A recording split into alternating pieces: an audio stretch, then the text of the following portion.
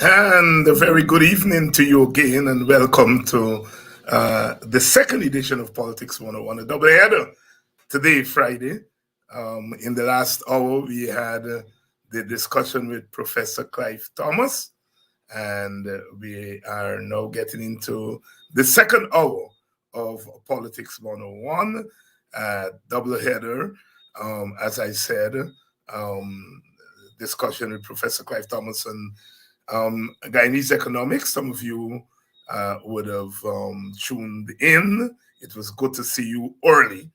And it looks as though that is going to be uh, part of our scheduling, at least for Friday. We're going to have two programs on Friday, the podcast in the first hour, and then we'll have the regular Politics 101 in the second hour. So I want to welcome you all again to Politics 101 and to thank those of you who caught the first hour. Of course, you can catch the first hour. Those of you who missed it, you can catch it there. It's on the various pages and the various platforms. Those of you who are coming in for the second hour, welcome.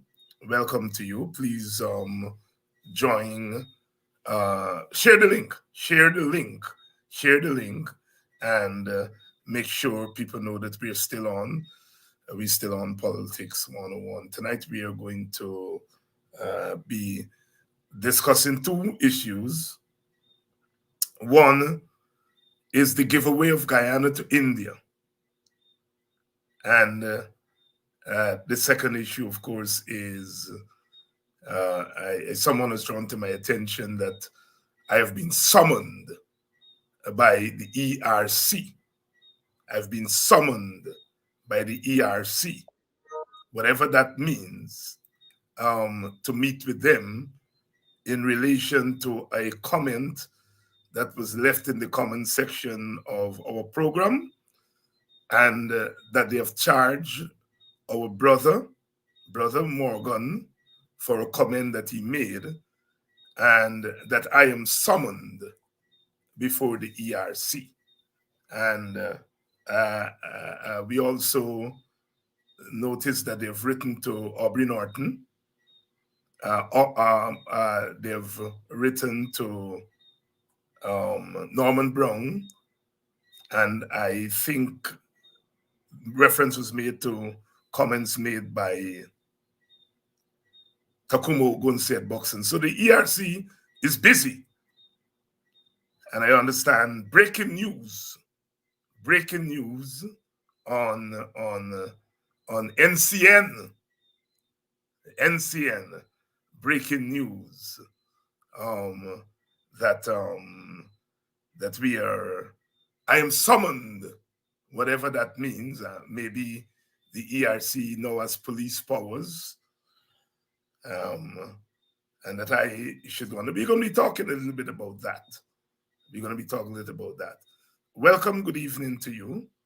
If you're joining us from Guyana, you're joining us from the wider Caribbean, you're joining us from further afield. Welcome to Politics 101, the day after the visit of the Secretary of State of the United States of America. Welcome. I noticed the President Ali Irfan said that he confronted Hakeem Jeffries as to why Hakeem Jeffries has not been meeting with him and his government, and that he needs to educate Hakeem Jeffries about Guyana. And Hakeem Jeffries should not listen to what people have to say about racial discrimination in Guyana. And when asked whether he provided Hakeem Jeffries with the evidence to refute that, he said no. Oh boy. Good evening, my brother. Good evening, my sister. Good evening to all of you. So, the ERC is apparently monitoring this program. Fair enough. If the ERC is not monitoring the program, it means that somebody's monitoring the program for the ERC. And the ERC obviously is concerned about racial peace.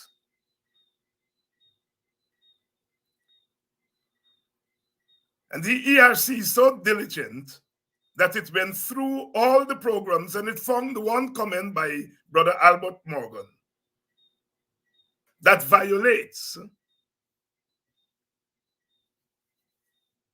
racial decorum.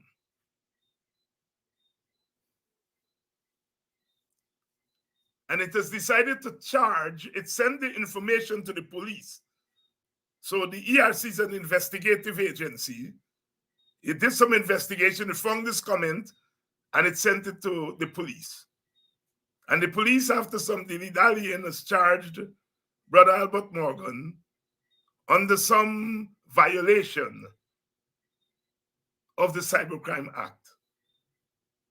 And the ERC has summoned me before them to condemn the statement made by the brother or to disassociate myself from the statement. The logic, therefore, is that if I don't appear before the ERC, then I will be charged as an accomplice. This is the logic of what the ERC seems to be saying.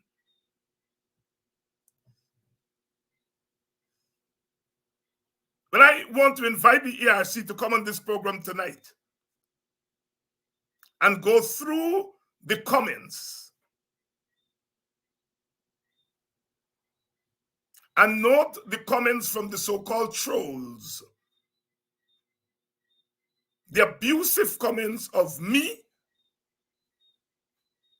racially and other abusive comments.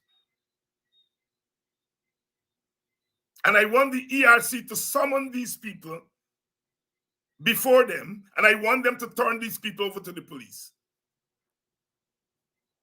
These people who come here every night and abuse people. And the ERC and the police do nothing about it. But they found one statement made by one brother and charge him.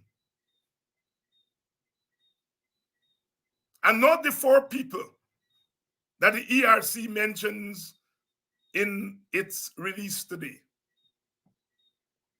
David Hines, Aubrey Norton, Norman Brown, Takumo Gunse, all known critics of the government, all African Guyanese. So we are assuming that the ERC has covered all these programs and they've not found any pro-PPP person making any offensive statement. That they found no Indian Guyanese activists.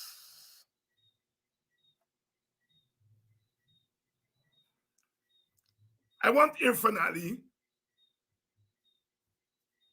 when he presents his evidence to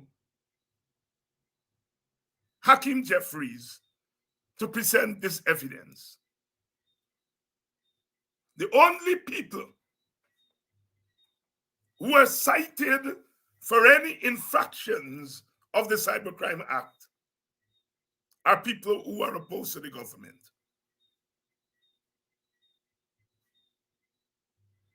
Good evening and welcome to Politics 101 tonight.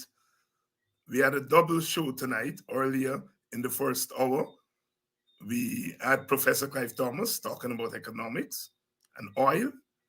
And in this second hour, we're having our regular Friday night program. Now, I'm going to leave the ERC for now, but I'm coming back to them later. I've already invited the ERC. I assume they're listening because they're going through the comments here to see which comments violate the laws of Guyana. And I'm inviting them to come because we have lots of statements that are made on these programs that we think violate the laws of Guyana. And many of them are here tonight. I don't have access, I don't have time to go through every statement that is made on this program, every comment. I see some of them there, hundreds of comments, in some cases, thousands of comments.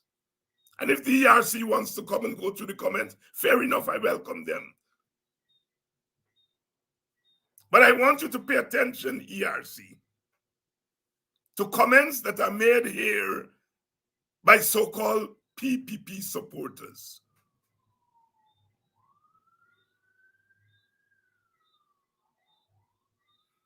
And I want to tell the ERC, if you think you're going to get me to come to the ERC to condemn a statement that was made by Mr. Albert Morgan, that you can then use that against him in court, not this David Hines. You see a comment here, you determine that this comment should be reported to the police. You reported to the police charged the man. What the hell do you want to hear from me?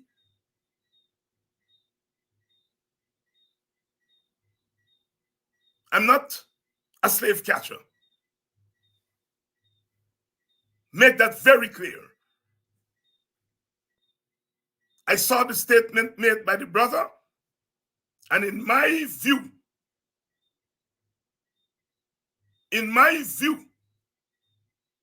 the statement did not violate any law. The ERC brought the statement to my attention.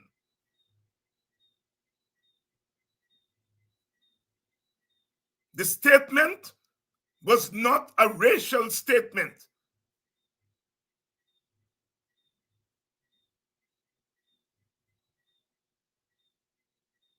So if the ERC has police powers, then the ERC can come and arrest me. That's all I have to say on the matter for now. Now, there is a fellow called Ravi. Some of you know him. Some of you have heard us talk about him. He's an Indian rights activist who came back to Guyana and did what the PPP was doing, but they were doing it in the shadows. Ravi came and began to do it in the open.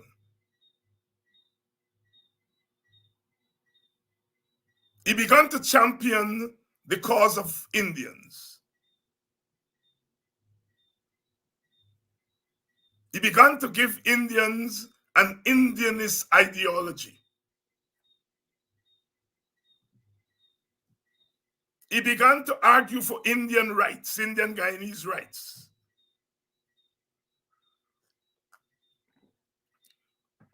He began to give consciousness to Indian Guyanese about themselves as Indian Guyanese.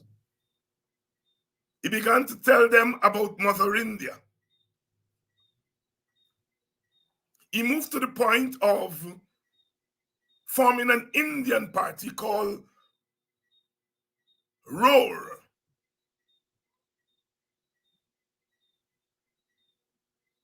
He got elected to parliament with 1 seat. In some instances in parliament, he sided with the opposition. His argument was that Indians have security problems and Africans have security problems.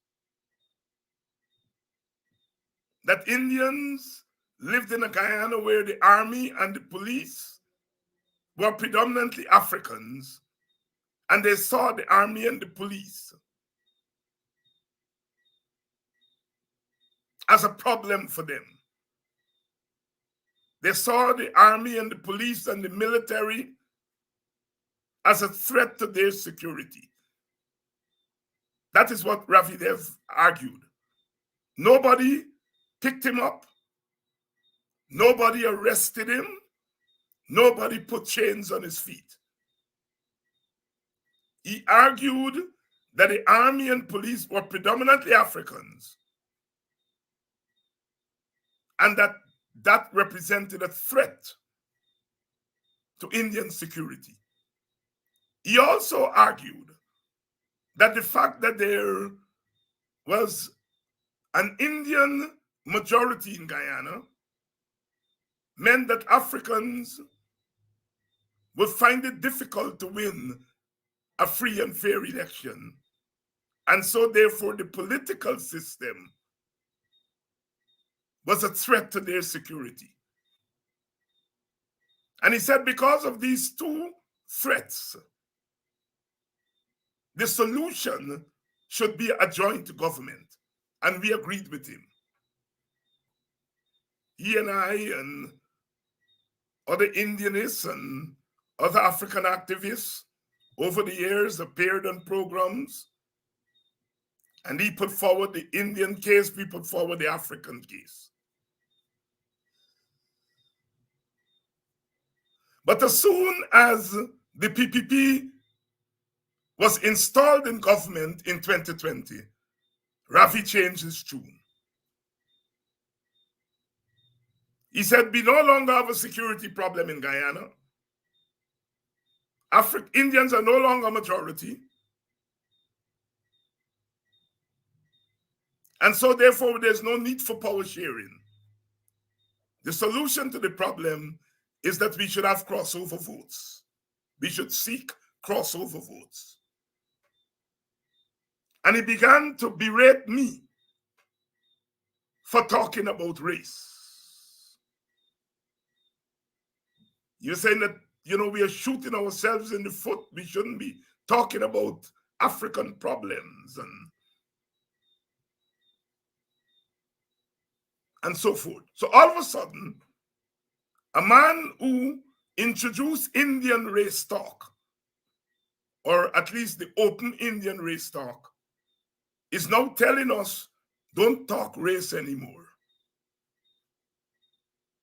I've lived long enough, been around politics long enough, to know what when somebody does something like that, they have something up their sleeve. And I have come to the conclusion that Ravi and others are comfortable with Indian domination. And they believe that Africans should be part of that Indian hegemony and that we should pay second fiddle. He says, David, it's neoliberalism. The market, get your people into the market.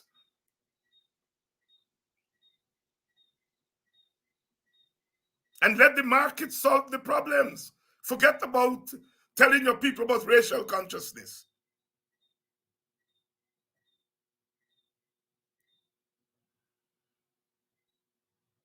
Ravi knows fully well that for structural reasons,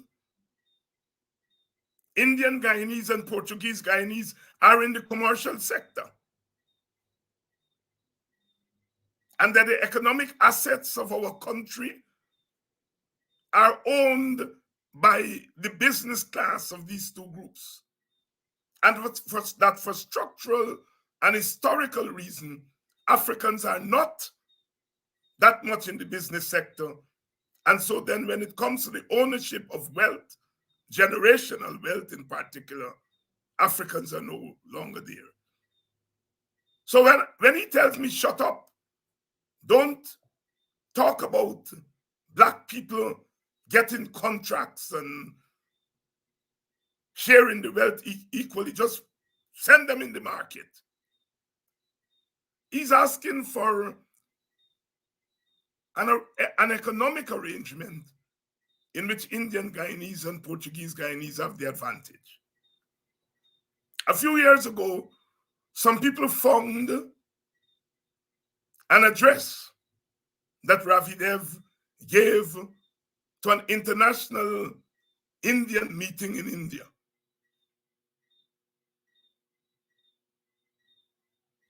And we, at that time, circulated the tape of the address, but nobody paid any attention, We had other things to see about. But this time somebody found the tape again, and they circulated it, and this time it is circulated widely because our people are now more conscious of what's happening to the wealth in Guyana. From a racial standpoint. Ravi has said repeatedly that I am part of the problem, to the point where he doesn't want to appear with me on programs. We used to appear regularly. He thinks that my work among African Guyanese is encouraging them to overthrow the PPP government.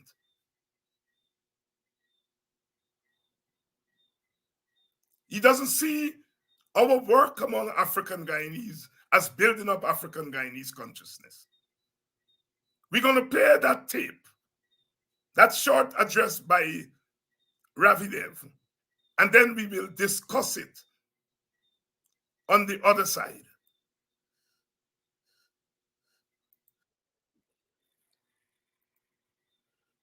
My predecessor, Raj from Suriname, has made my task much easier to represent Dr. Singh here, because what he has told you about Suriname holds true for Guyana. But before I make that presentation on behalf of Dr. Singh, I want to challenge you, the Hindu businessmen in here from Bharat and from elsewhere. In Guyana, there are over half of the individuals in that country, the population, are of Indian descent. And of that, the majority of them, 45%, are Hindus.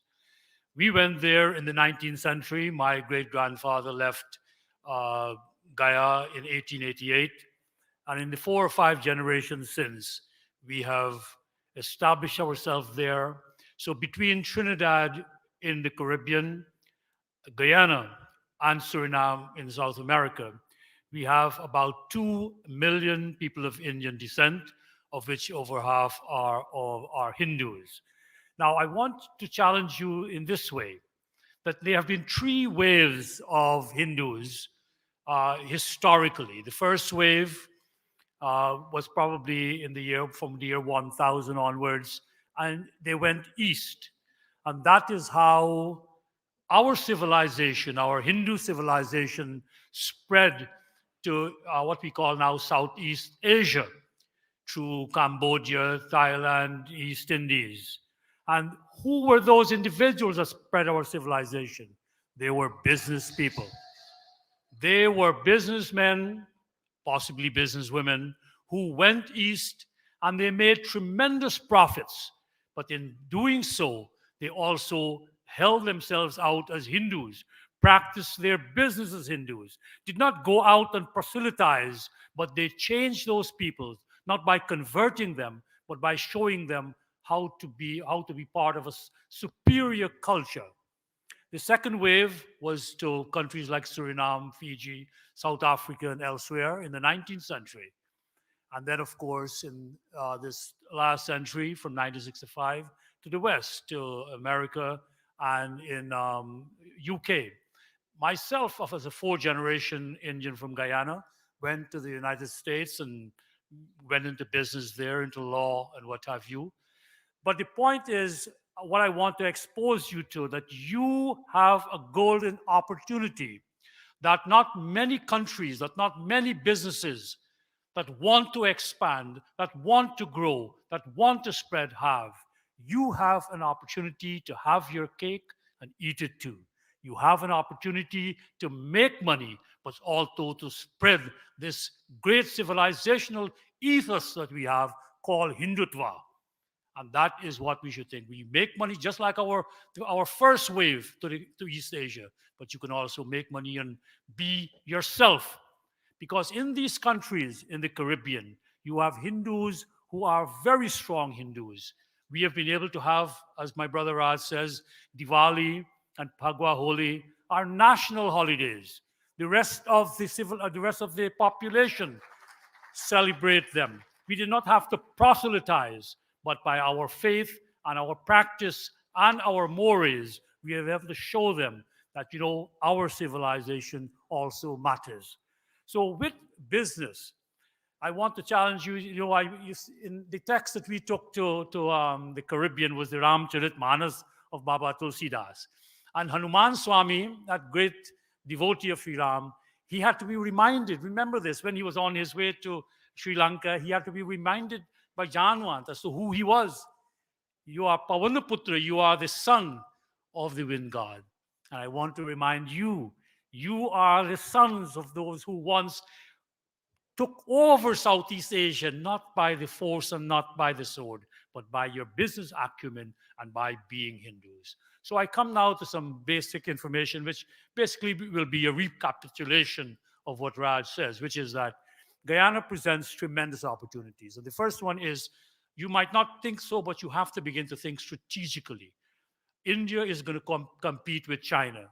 And strategically, your fight in the next century, and you have to think for the next century, will be to secure natural resources, so India can develop. And here again is where Guyana comes in. Take, for example, mining. The Chinese have come to Guyana, and Bosai, which is the largest aluminum producer in the world, they have taken over. Guyana and Suriname together have some of the largest bauxite reserves in the world. Guyana has what is called refractory bauxite, which is the bauxite is made into blocks that you make kilns. So if you are to succeed in steel, you need access to refractory bauxite. It's a very high grade bauxite. Abrasives all use bauxite. There's tremendous opportunities in Guyana for bauxite mining. And all you do, you mine the bauxite and you calcine it, and then, like the Chinese do, they ship it to China and you make it into aluminum ingots, and you can do it in all your countries. Guyana is wide open. There are huge bauxite reserves that have not been tapped. It is the richest bauxite, and I will put a plug in for Suriname. It's the same ridge which runs through our two countries, the richest in terms of percentage of aluminum oxide in the bauxite. So that's open. Gold. Gold is not just one for jewelry, as you know, in terms of communication technology and what have you. Gold transmits electricity rather most efficiently and doesn't corrode. So that's going to be a use of gold. Guyana produces, is one of the largest producers now. Last year was $1 billion of gold produced. And who are producing the gold? Right now, a new mine from Australia is coming in there. Now, here you have individuals in Guyana who are Hindus, who would welcome you. When you go there, you feel you are part of India. And yet, the Indian business people do not come. The Chinese are coming. In terms of agriculture, think strategically. India is developing. China has already moved so much of its rural population to urban centers. You will do the same. Who will produce your food? Where is the land for it? Think of food security. Now, this is not any great technological advance. This year, we are producing 620,000 tons of rice, out of which we are such a small population, not even 1 million, we will export 500,000 tons of rice. Guyana has the potential to export, to be the biggest exporter of rice along with Suriname in the world. We have that technology. Do what the Chinese are doing, you businessmen. When China invests, China takes Chinese. China takes Chinese to farm, whether in Africa or in Suriname. I went there and I was appalled last year. I go to vacation in Suriname. Suriname is a small country, 400,000, but there's already 10% of Chinese, over 40,000 Chinese. They're not just taking over the businesses, the small businesses, they are taking over the country. China is thinking strategically. I challenge you, the businessmen from India. This is not any great, I don't want you to think of things that you don't know, intricacies like stock markets and all that. Fine, that's for the developed countries. You'll make money, but you can make money just in farming alone. To take these farmers, for example, from Punjab that I hear about, that the land is running out, the water level has dropped, you can't have that. Guyana will welcome them. The Chinese are getting immigrant visas for their people. They're coming into Guyana already. I'm talking of hundreds of thousands of acres of farmland that you can cultivate. The DY Patel Group is the first Indian company that has gone in. I think they've gotten 68,000 hectares of land. There is forestry. Guyana is 83,000 square miles, of which 80%, like Suriname, is forest. Thousands of species that you can manufacture into any conceivable thing, wooden furniture, so much of the kind of wood, value added. This is not any great technology. You don't have to reinvent anything. Just come down with your medium level technology and you can make real money because the markets are there. China has at least $5 billion targeted for investment in the region. Latin America is one of your largest growing markets. Brazil is a fast growing economy, a member of BRICS like India. We, Suriname and Guyana, sits right on top of Brazil. As we speak, the contracts have been signed to connect Brazil with Guyana and Suriname in terms of bridges, in terms of roads. That's a huge market that Indian business people can tap into. Because Brazil, while Brazil is developed, that development is in South Brazil. The northern Brazil, which touches our border, is there on the developed portions. But it has great opportunities for you to get involved in at this early stage. I will tell you this, that you can enter as business people, you can enter into various stages of a business cycle. But when you enter from the ground floor, when you enter as the initial individual in that sector, then you have the opportunity for the largest returns because the competition is so much less. And this is what Guyana offers you. And I want to exhort you to think about it. So, in terms of the actual investments, I would like to just talk a little bit from Dr. Singh's presentation that he just sent me some talking points here. We have talked about that there are tremendous amount of incentives for investors. Guyana has one shop stopping in terms of business. It's called Go Invest. And if you were to go on the web and just hit Go Invest Guyana, you will see all of the factors laid out there in terms of the fiscal incentives, in terms of all the other tax holidays and what have you that you can get to start your business in Guyana. There's accelerated depreciation for plant and machinery. If it's there's double taxation treaties with UK, Canada, and Kuwait, so you can have all of that. In terms of exports, once you add value to it, there's no taxes on your export. There's tax holidays, tremendous amount. Ecotourism is big with the developed north. Guyana and Suriname also has tremendous ecotourism potential that you can go there. But the largest is, I think, you kind of want to come back to it in agriculture and agro processing. Our climate is very similar to Kerala.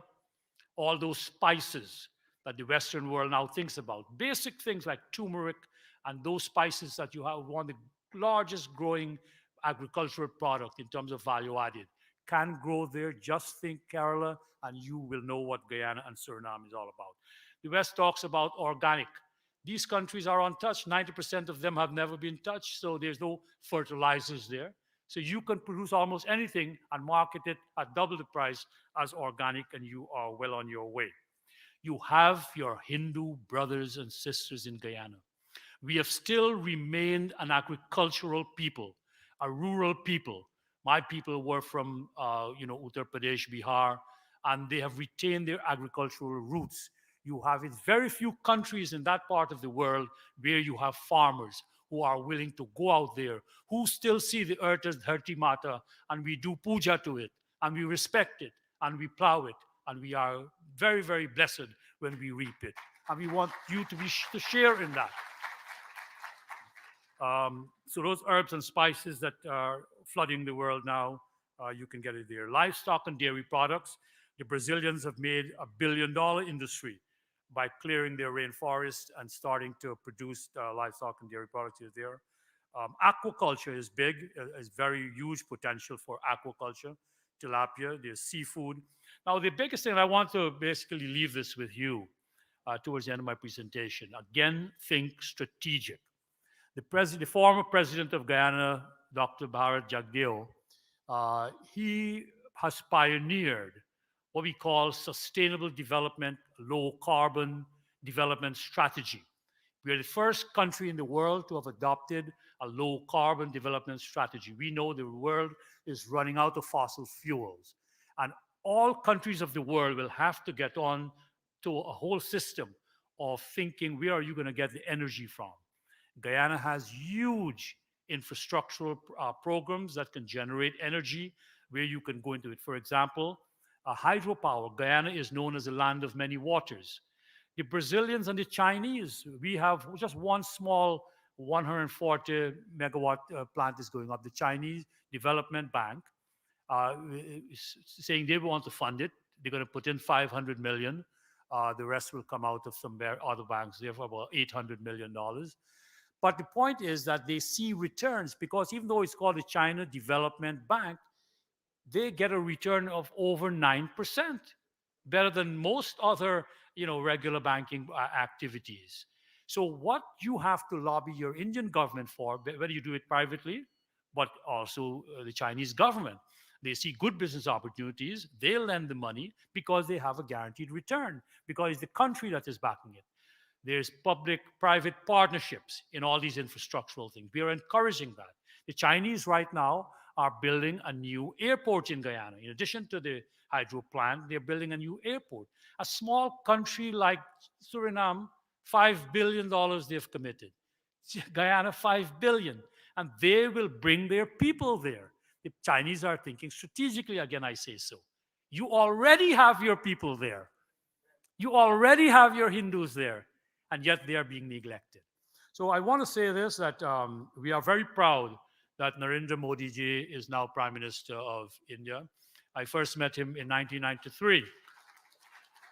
I met him in 1993 when we went to celebrate the 100th anniversary of Vivekanandaji's going to the West, Parliament of Religions in 1893. And we were in Washington, and Modi ji was there. He and I were on the same panel with Rajmata Scindia ji. And I must say, I will all remember this. Ashok Singhal ji pointed him out to me because Ashok ji had come to Guyana. And he said, that is a lion of Sangha. That is a lion. Narendra Modi ji, Narendra Bhai.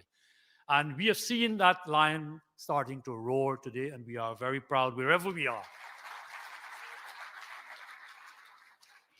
Narendra Bhai came to Trinidad, the World Hindu Conference in 2000. And again, we spoke about many of the same problems that we are speaking with now. But it was a different time, and it was a different place. He came to Guyana briefly, where I hosted him and took him around. And the first thing he asked me, he says, I want you to show me what has our people done for this country in terms of sacrifice. And I took him to a monument where, as sugar workers, we had fought the British and died and spilled our blood. And there's a monument to these sugar workers who fought because they were being exploited by the British. And he saw this and he bowed to this monument and said, this now is your Punya Bhumi. Matri Bhumi may be India, but this is your land. And I want to say that unlike Nehru, who said that we of the diaspora are on our own, in his book, Discovery of India, he writes that. You are on your own. You have to do your own struggle. He didn't want to annoy the British or whoever he was thinking about. Narendra Modi ji said, this is your Punya Bhumi, and you have to struggle for it. I ask you, I ask you, all Hindus in this hall, to join us, to connect, and to become one. And you're doing it, and you will get your returns. I'm guaranteeing it. We are at the cusp of development. We are on the top of Brazil. You have a huge market. That whole market that we have access is over $4.5 trillion.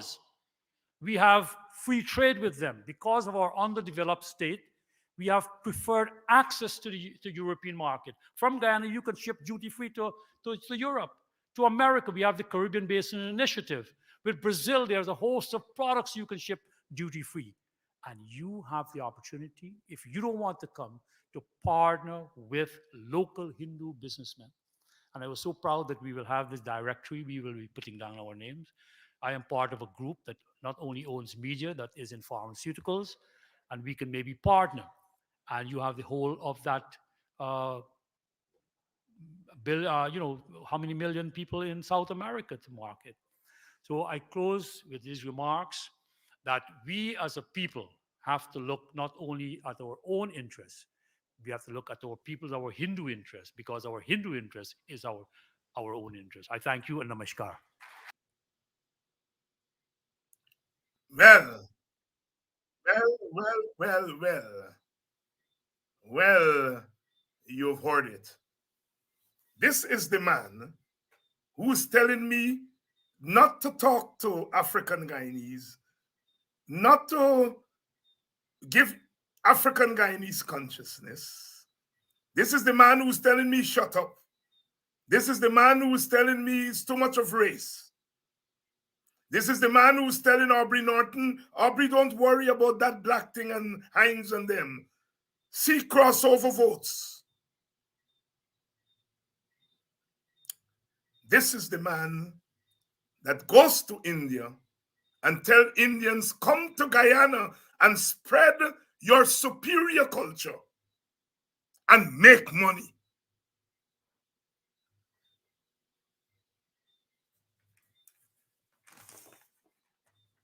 This is the grand plan that they have for Guyana. This is the grand plan of the PPP. Ravi Dev is the ideologue, the Indian ideologue for the PPP and for Indians. He gives them the big framework. You heard it there. He starts off by talking about that superior culture. Hinduism is a superior culture. Have you ever heard me talk about African culture superior? I am proud of African culture. I want more African culture, more African Guyanese. But it would never occur to me to refer to African culture as a superior culture. He talks about the Indian culture taking over Southeast India.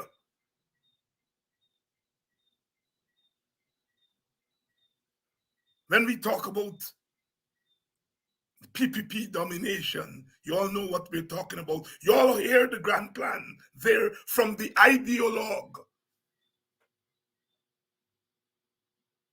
I would never refer to African culture as superior. African culture is great. African culture is equal to any culture. African cultures contribute to the world. But I don't have superiority on my mind. I can't. I come from a people who've been enslaved. And if you've been enslaved, you're thinking about equality and equalization and equitability. That's what's on my mind. That's not on my brother Ravi Dev's mind. He starts off with the Hindu culture being superior. Prefaces his remarks with that. You understand now why we are experiencing what we have experienced over the last 3 years. This is the time to spread Hindu and Indian domination in Guyana. That is the mindset of some of them. And they now have access to power and wealth.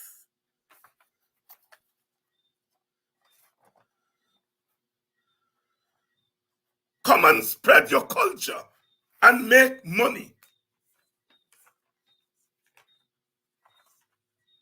When they come to African Guyanese community, are they telling us what Ravi David is telling the Indian people there? No. They come to us and they give us $40,000, $10,000. And some of us are so damn stupid that we fall for it. And even if they give us more than that, look what he is telling Indians to come to Guyana. Come, there is land, he says. Already so many hectares have been given to an Indian company. Come, there is land. There is land. You now understand why they're going after African people land. You now understand.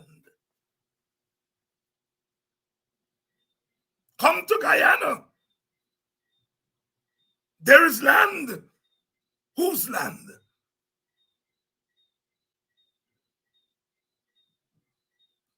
The grand plan. The grand plan is exposed. Guyana is wide open. Wide open. Not my words, Ravi Dev words. Wide open. Come to Guyana and make Guyana part of India. Oh my God. You all understand why they want people like me to shut up? You understand why they don't want your leaders to tell you anything about your African heritage and your African culture? You understand why they want to take the African out of the Guyanese from you? They're telling Indians to become Indian Guyanese and telling you to become Guyanese.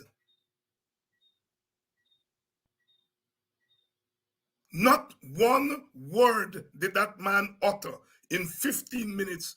Not one word about African Guyanese. Half of the population. And you would think that if you're talking about a Guyana and you're inviting people to come, you're going to talk about others who are there. Not one word about Amerindians. Not one word about Africans. We are invisible in the Guyana that Ravi Dev and others like him are selling to India.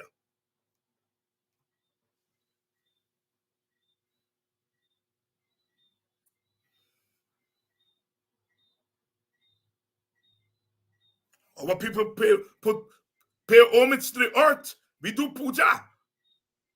He didn't say that Africans millions of shovels of earth, according to Walter Rodney. He didn't tell them that. He didn't tell them that Guyana once had slaves. He didn't tell them that. Your people went to Guyana. They are there. Come and make Guyana a part of India. Sisters and brothers, as I said, I've worked with Ravi Dev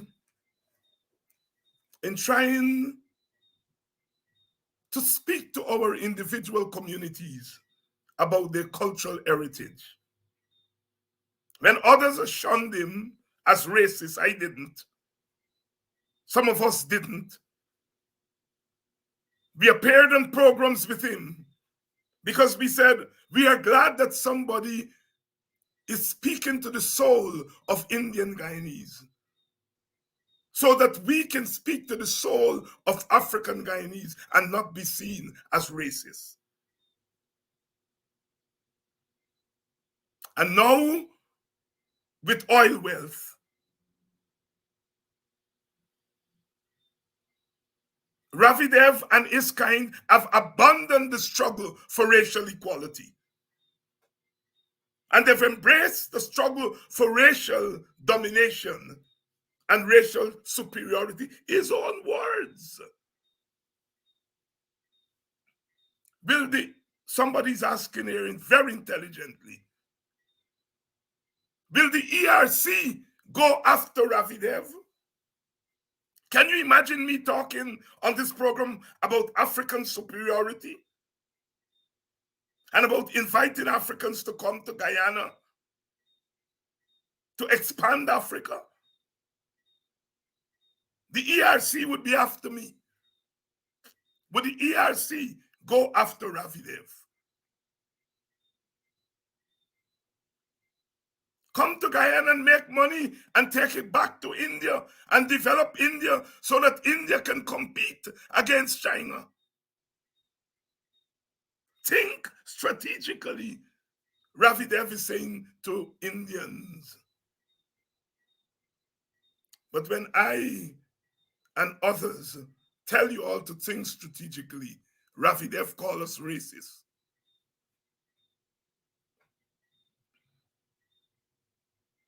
This is the grand plan, my brothers and sisters. You've heard it for yourself here tonight. You've heard it for yourself. I played what Ravi Dev had to say so that you can hear it, not reported speech, his own words.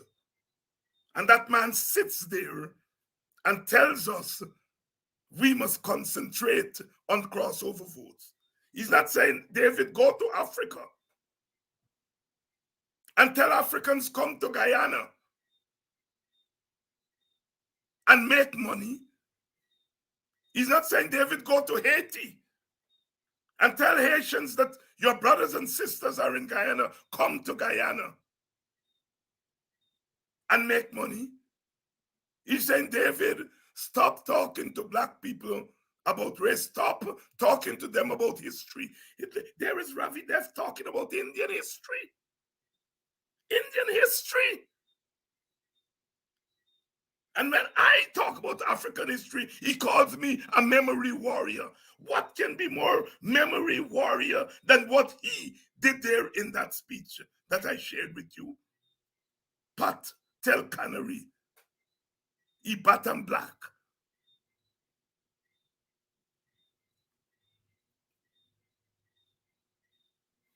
We are non-people in the eyes of this new dispensation. It is the reason why a lot of the Indian elite, are embracing the PPP now. They don't like the PPP necessarily, but the interest they have in the PPP is to advance Indian economic and cultural domination. They see an opportunity. Guyana now is wide open for that.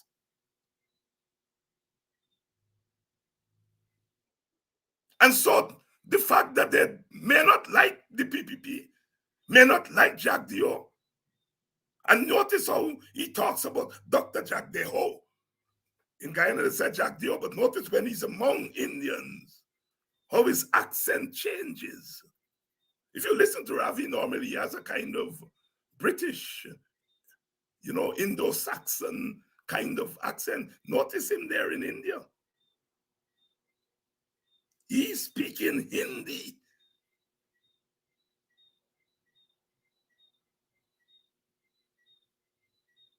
At a certain level, I don't have a problem with people standing up for their own ethnic group, talking about the virtues of their group.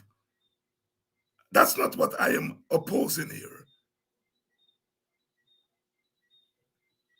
I am opposing the invitation to come to Guyana, a plural society, and turn Guyana into a Hindu society. While at the same time giving consciousness to your people, you are denying African people that consciousness by labeling their leaders, their cultural and political leaders, as racist.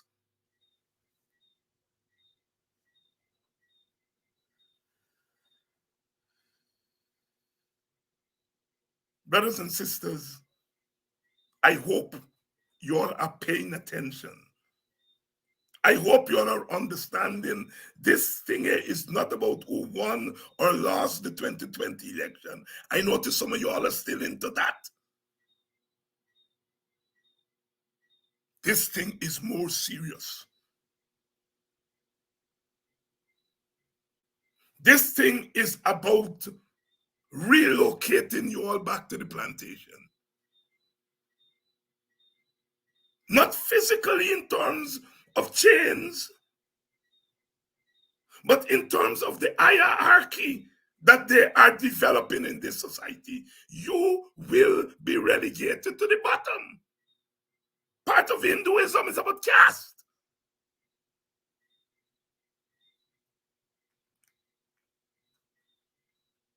And some of you are still into this nonsense. You heard what Ravi said? We celebrate Diwali, and the rest of the society celebrated with us. We didn't have to proselytize. We didn't have to force them. In effect, they're stupid. So they take we religion and this we think, and you all read between the lines. He said, we don't have, he said, come. We have Diwali, another Indian thing. And the rest of the society is participating and celebrating it.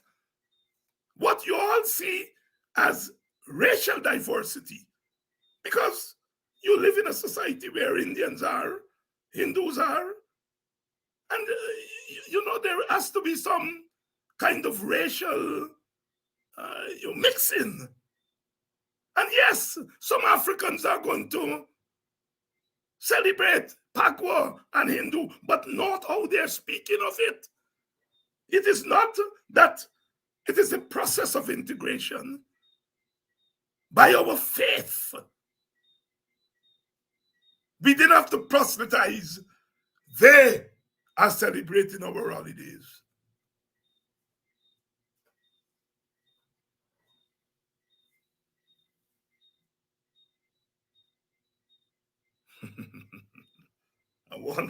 I hope, I'm saying if there is nothing else, I want you all to see what is the big plan. Our fight cannot be small fights. While other people are fighting big fights, are thinking strategically. We are thinking one way. When the next election come, you heard Ravi Dev talk anything about election there? No. Ravi Dev is talking about money and culture. Power. When you have money and you have cultural consciousness, that power. We are the ones, to 2025 election. And I am not saying those things are not important. All I'm saying that you all have to understand there's more than that going on in your country. I'm going to quote Ravi Dev. Black people start thinking strategically and start acting strategically. While you're all trying to win an election and to fight over who win or lose, those people are thinking about economic and cultural power. Cultural power to control your minds, and economic power to control your lives.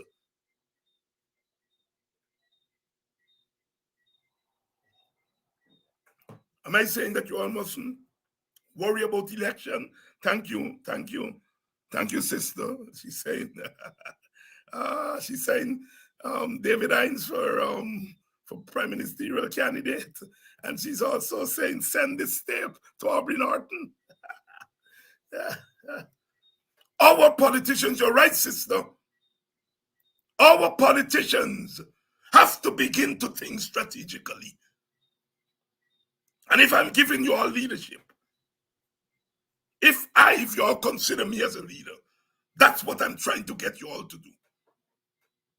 And why Ravi Dev don't want me, as he says, Aubrey Norton is being led by people like me. Why?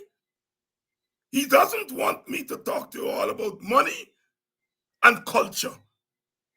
And he doesn't want me to talk to you all about possibilities for Black people in a multi-ethnic society. Because they want to construct us as handout people.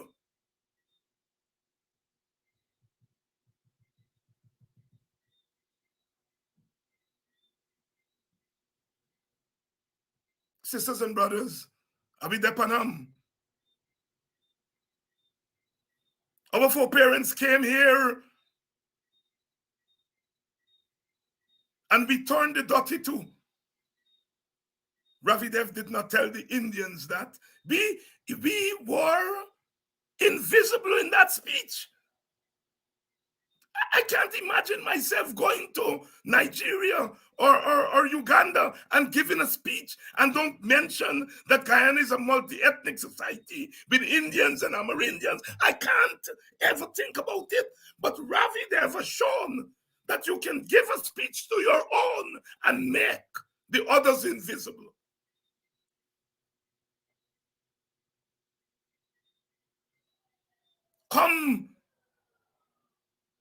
Come, your fellow Indians and Hindus are there. Come into the Hindu and Indian paradise. The others, you will see them when you get there, but they don't mean much. They're not much.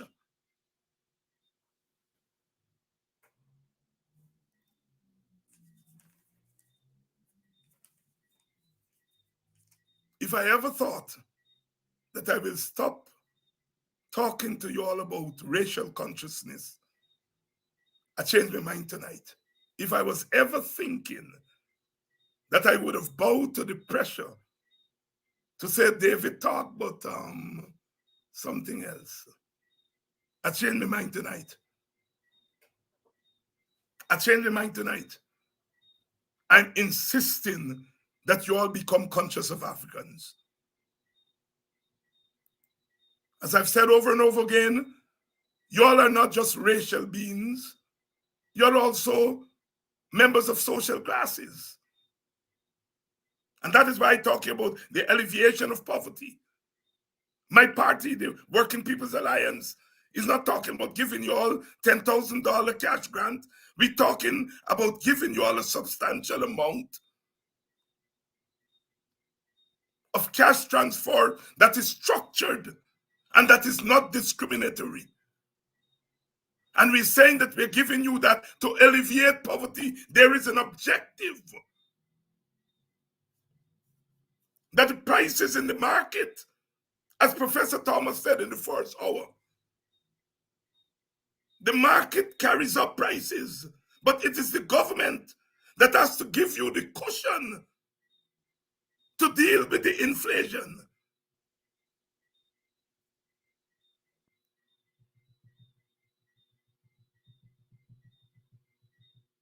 If you all don't see us talking about the contract, it is not that we feel the contract is a good contract. We feel that the contract is not a good contract, but we are saying if we put all our attention on contracts and don't put our attention on what we are getting and how it's being distributed, we are defeating the argument for contract, for better contract. Because if you get better contract and more money comes to Guyana, and we have the same kind of distributive system, the discriminatory distributive system, we will end up the same place. Are you hear me? Priorities have to be priorities.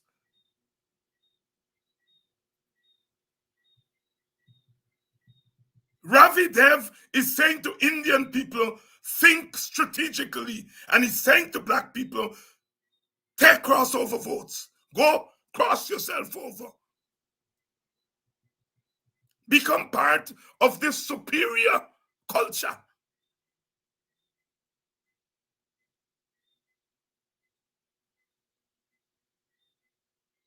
Our culture, our African culture is great. Civilization started in Africa. We have given this world much, and this world has not given us much.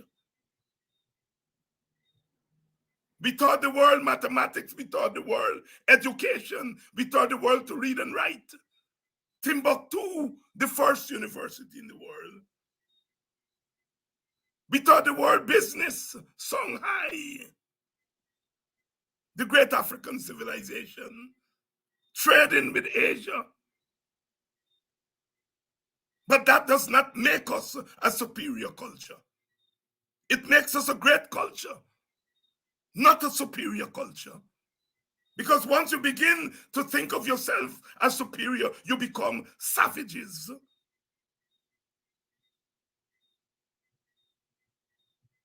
It is that superior culture, Mr. Dev, that has led to the advantages it's taking on Amerindian girls, Amerindian children, is that superior culture that allows Indian Guyanese men of power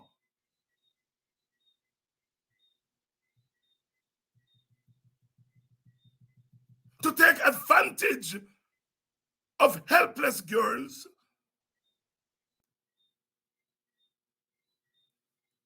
Where is your voice, Ravi Dev? Where is your voice? You boldly tell Indians, come and make money. Come and spread that superior culture, Ravi. Is that superior culture at work? Is that superior culture at work in our Guyana now? Yes. That superior culture that you, Ravi Dev, have encouraged. And now you're telling me, do not talk to Black people about culture and money. Do not talk to them about history.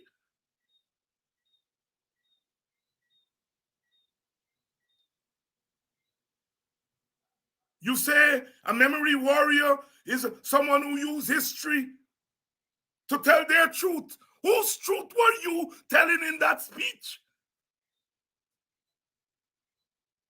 The great Indian superiority truth. That's what you are doing. Who is the dangerous memory warrior, Mr. Dev? I love you, my brother, because you're a man of great intellect. I respect you for that. But unfortunately, you're using your intellect in a dangerous way at this juncture of history. You have not always done that. I remember when you stood and you spoke at the funeral of Ronald Waddle. That was a brave act, and I will forever be grateful to you for that. But my God, you have turned your back on that, Ravi Dev.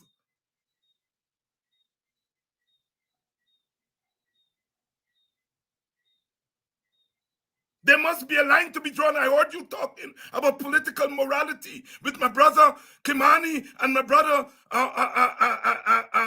Vincent Alexander and your sidekick Vishnu Bisram and Beturam Ramarak. I heard you. I was listening to you keenly. What about political morality within the great superior Hindu culture? Does it not move you?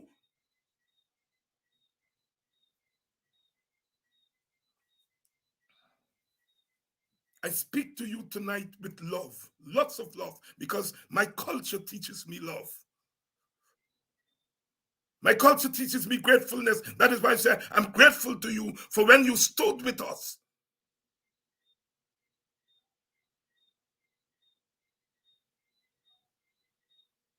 Leave me, let me speak to my people and tell them how to use their culture and how to use their intellect to make money.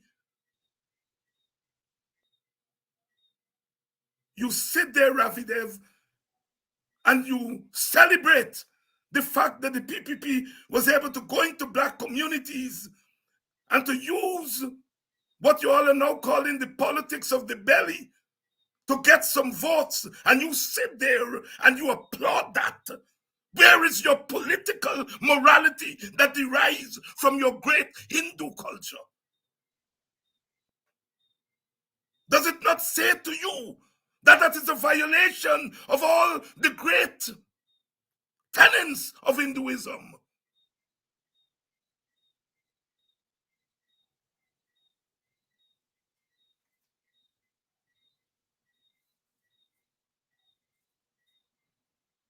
You come from where I come from, Dev. You come from the nigger yard of yesterday.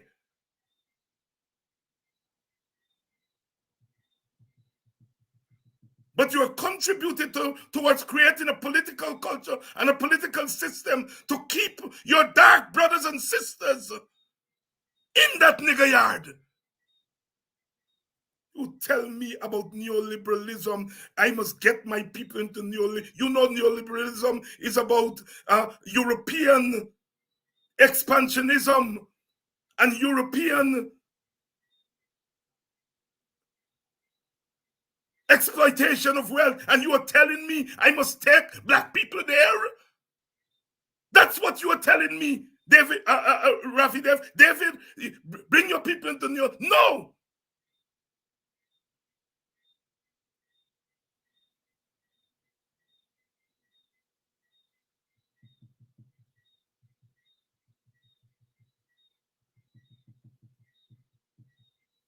I'm not finished with this. I noticed I've not noticed very many of the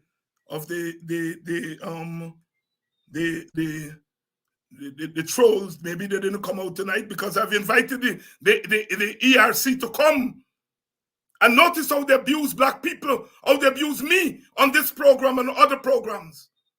And summon them. When you summon them, then you can talk to me, ERC. You summon me to come to disassociate myself from some statement and condemn. I am not a slave catcher.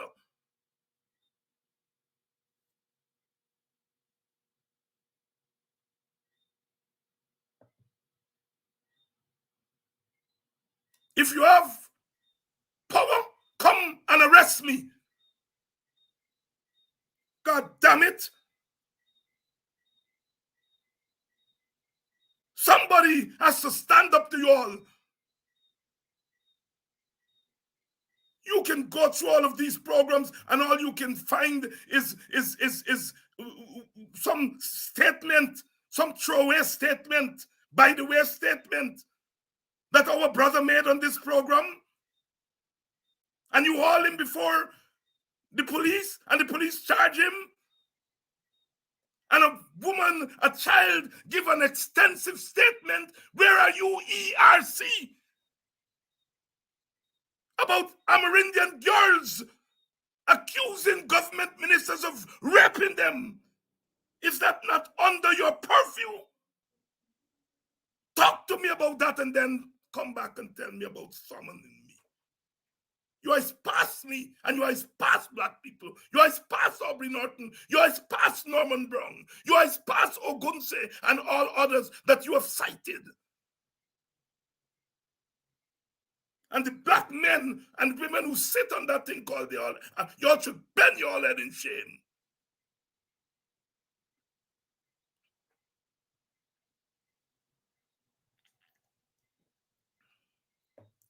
We've got work to do.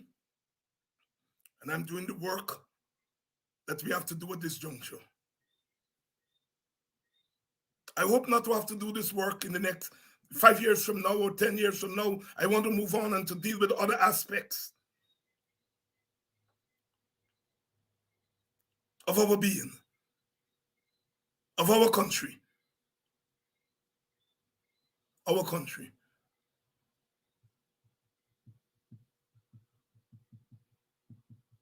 We love you. I love you. We love you. Brother Morgan, and we're going to stand by you in this because you did not commit any crime. You express words of frustration. You express words of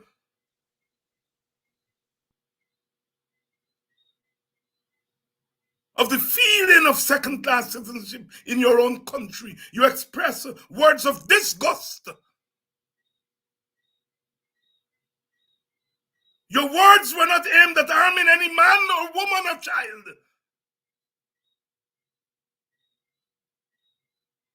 Your words were words of disgust. And they seek to pull you before the court so that and tell David Hinds he must come and appear before them to condemn you. No.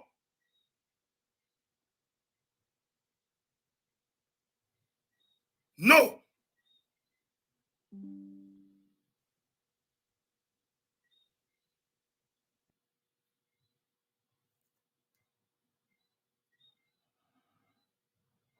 No.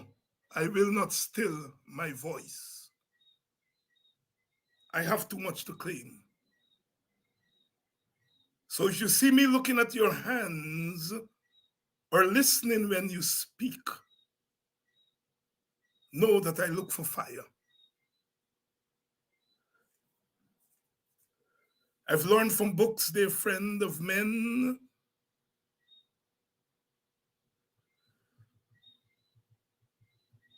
who could not die because death was far too poor. Of men who did not sleep to dream, but dream to change the world. I'm quoting from Brother Martin Carter. So if you see me looking at your hands or listening when you speak or marching in your ranks, know that I do not sleep to dream, but I dream to change the world.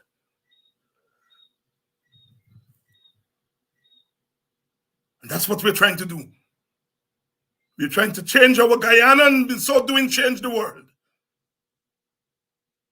We're trying to turn back the grand plan of Ravi and his fellow ideologues. I've told Ravi that Ravi, you're selling snake oil to us.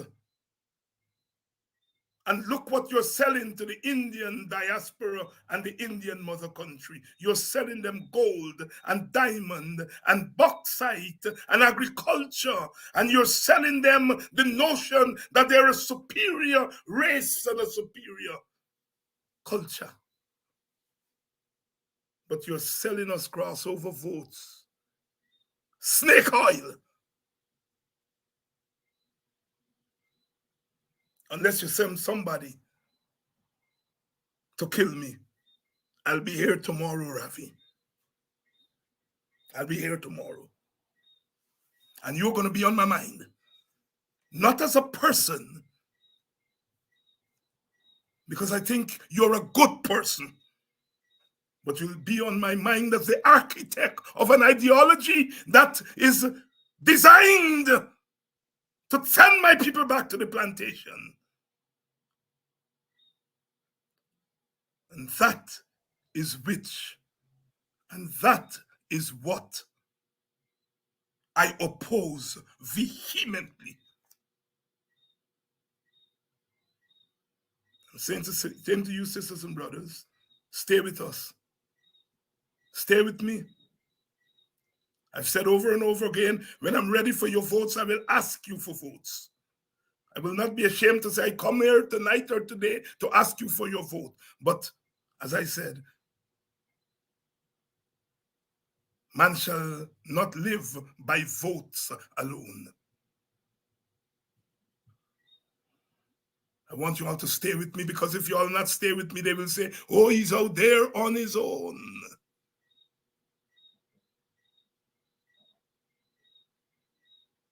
Thank you all. Another day in the struggle. Another day in the struggle. Thank you all. It's been 2 hours tonight. The first hour with Professor Thomas, those of you who missed it. some very good information there on what's happening in our economy and so forth. And then we come to deal with the purveyors of cultural superiority in our second hour. Go brave, walk in the corner, and stay true to yourself. Black is beautiful too. Black lives matter too. And Black people live in Guyana too. To our Indian brothers and sisters, I said, do not